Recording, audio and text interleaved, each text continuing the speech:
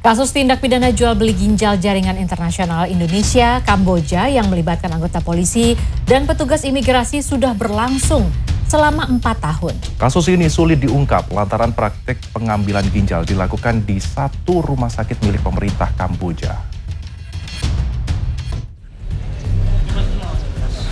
Saya dipertemukan dengan pasien, saya mendapatkan pasien dari Singapura. Nah setelah itu, setelah diadakan operasi, masa penyembuhannya sekitar 10 hari di situ. Beberapa waktu kemudian, Polri menangkap sejumlah tersangka anggota sindikat internasional penjualan organ ginjal. Pada Kamis lalu, polisi mengumumkan menetapkan 12 orang sebagai tersangka. 2 orang diantaranya adalah anggota kepolisian dan petugas imigrasi. Sindikat ini terpusat di Kamboja. Hasil pemeriksaan menunjukkan para tersangka menjual ginjal 200 juta rupiah. Dari hasil penjualan itu mereka mengambil untung 65 juta rupiah dan pemilik ginjal memperoleh 135 juta rupiah. Adapun polisi yang terlibat mengaku menerima uang 615 juta rupiah dari perantara, sedangkan petugas imigrasi mendapat 3,5 juta rupiah dari setiap korban agar bisa berangkat ke Kamboja. Perburuan para tersangka lain berlanjut pada Jumat malam. Salah satu tersangka kasus penjualan organ ginjal ditangkap di jalan tol dalam kota Jakarta Pusat saat berusaha melarikan diri. Ia dipaksa keluar dari mobil di tengah kemacetan. Tersangka diduga penyedia jasa pembuatan paspor untuk menuju Kamboja.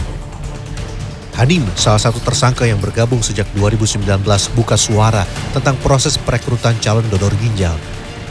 Modus para tersangka merekrut korban adalah melalui akun Facebook dan dari mulut ke mulut. Setiba di Kamboja, para calon donor ginjal akan dipertemukan dengan seorang perempuan yang dikenal dengan nama Miss Huang. Miss Huang yang menguasai sejumlah bahasa termasuk bahasa Indonesia diduga berperan memuluskan transaksi jual beli organ ginjal. Ia juga diduga menjadi penyambung lidah pihak rumah sakit dengan sindikat di Indonesia apabila rumah sakit butuh donor ginjal. Namanya Miss Wan, koordinator yang di rumah sakitnya dari Kamboja, entah apakah dia orang Cina atau orang Indonesia, saya kurang hafal. Miss Wan ikut bantu penyambung lidah penerjemah saya ke rumah sakit. Kan otomatis dari Miss Wan kan.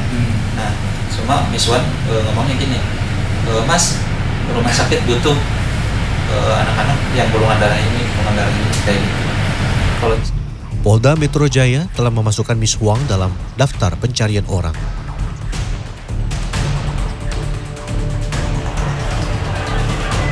Meski begitu, polisi mengaku kesulitan mengungkap kasus ini lantaran Kamboja tidak menganggap kasus jual beli ginjal sebagai tindak pidana.